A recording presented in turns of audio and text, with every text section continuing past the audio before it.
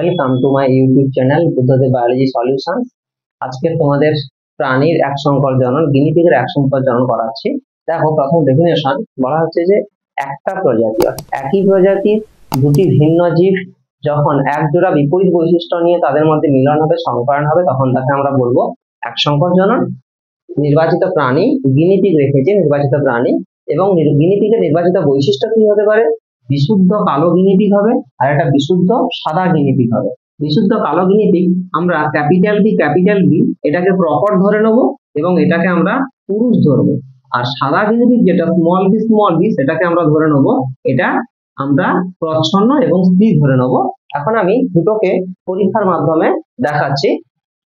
এটা একটু মুছে দিচ্ছি, এটা দিয়ে দেখো, বিশুদ্ধ কালো গিনিপিগ প্রকট বৈশিষ্ট্য, বিশুদ্ধ সাদা গিনিপিগ প্রচ্ছন্ন বৈশিষ্ট্য। এখানে আমরা দেবো ক্যাপিটাল বি, এটা ক্যাপিটাল বি, নিষেধ চিহ্ন দেওয়া আছে এবং স্মল বি। এইটাকে আমরা বলবো এটা ফার্স্ট জেনারেশন। এটা তোমরা লিখে ফেলবে, ফার্স্ট জেনারেশন।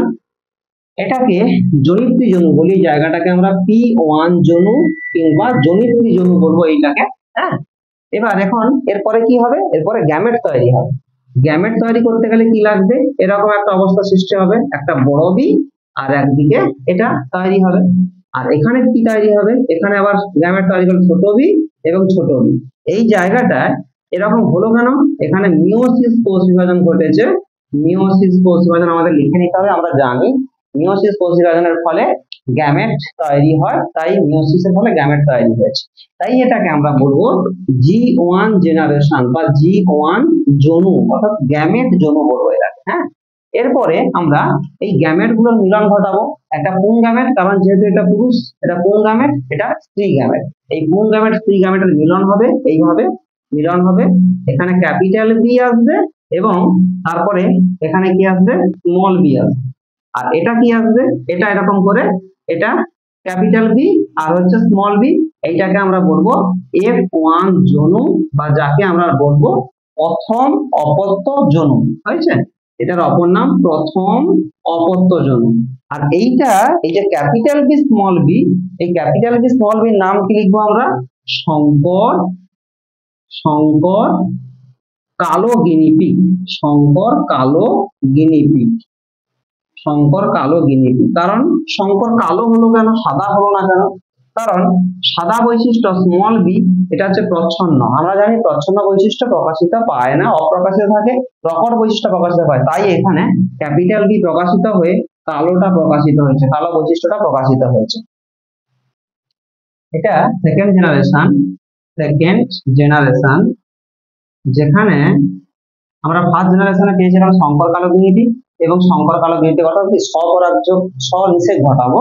এই স্বনিষেধের ফলে তাহলে আমরা পেয়েছিলাম ক্যাপিটাল বি স্মল বি। এখানে ক্যাপিটাল বি স্মল বি, এটাকে আমরা বলবো P2 জনু বলবো। এখন বলা হচ্ছে সংকর কালো, দুটি সংকর কালো গিনিপিগের মধ্যে স্বনিষেধ ঘটালাম, সেখানে কি তৈরি হবে? গ্যামেট তৈরি হবে। Gamete capital B small B এখানে আসবে, এখানে গ্যামেট তৈরি হবে। আগের ভিডিওগুলোতে বলেছি, মিওসিস বিভাজন বলেছি, সেটা তোমরা ভিডিওতে দেখে নিও। এটাকে G2 জনু বলি, G2 জনু। এখন একে চেকার বোর্ড করতে হবে। চেকার বোর্ড না করেও করা যায়। সিস্টেমটা 1 এর সঙ্গে 3 4 এর গুণ হবে এবং 2 এর সঙ্গে 3 4 এর গুণ হবে। হ্যাঁ, তার থেকে চেকার বোর্ডটা করে নিলে সব থেকে সুবিধা হবে। চেকার বোর্ড, মেন্ডেল চেকার বোর্ডের কথা বলেছিলেন। হ্যাঁ, চেকার বোর্ড এইভাবে করবে। প্রথম 4টা পার্টে করে নিতে হবে। এরকম একটা ঘর করলে এখানে আমাদের চলে আসবে একটা পুরুষ, একটা স্ত্রী, এভাবে চলে আসবে। ক্যাপিটাল বি স্মল বি, এখানে capital B small B. Capital এখানে কি চলে আসবে? ক্যাপিটাল বি স্মল বি, এর সঙ্গে এর গুণ করে বসাবে ক্যাপিটাল বি স্মল বি, এটার সঙ্গে এটা গুণ করে বসাবে স্মল বি। হ্যাঁ, তাহলে এইটা মানে এটা বিশুদ্ধ কালো গিনিপিগ, এটা সংকর কালো গিনিপিগ, এটাও সংকর কালো, এটাও বিশুদ্ধ সাদা গিনিপিগ। হ্যাঁ, এটাকে আমরা বলবো F2 জনু। F2 জন্য।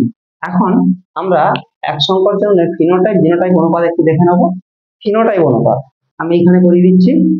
ফিনোটাইপ অনুপাত, ফিনোটাইপ ফিনোটাইপ অনুপাত কত আসবে, অর্থাৎ ফিনোটাইপ অনুপাত একটা আসবে কালো, কালো সংকর কি বিশুদ্ধ বলা হচ্ছে না, শুধু কালো ইস্টু সাদা। হ্যাঁ, কালোটা 3 ভাগ, এইদিকে দেখো এই যেটা 3 ভাগ কালো রয়েছে, অর্থাৎ 75% ইস্টু এখানে আসবে 25%, 3:1 আসবে, কালো 3:1। হ্যাঁ, এবার জিনোটাইপ অনুপাত, জিনোটাইপ অনুপাত এখানে দেখাচ্ছি। জিনোটাইপ অনুপাত, জিনোটাইপ অনুপাত আসবে 3টে পার্টে আসবে। একটা আসবে বিশুদ্ধ কালো, বিশুদ্ধ কালো, তারপর আসবে সংকর কালো, আর বিশুদ্ধ সাদা আসবে, সাদা।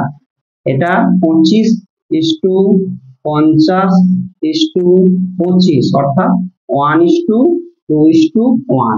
এইটা জিনোটাইপ অনুপাত 3 প্রকার আর ফিনোটাইপ অনুপাত 2 প্রকার, এইভাবে তৈরি হয়। নিশ্চয়ই তোমরা ভিডিওটা বুঝতে পেরেছো। যদি না বুঝতে পারো কমেন্ট করে জানাবে, সঙ্গে সঙ্গে চ্যানেলটিকে সাবস্ক্রাইব করো। Thank you.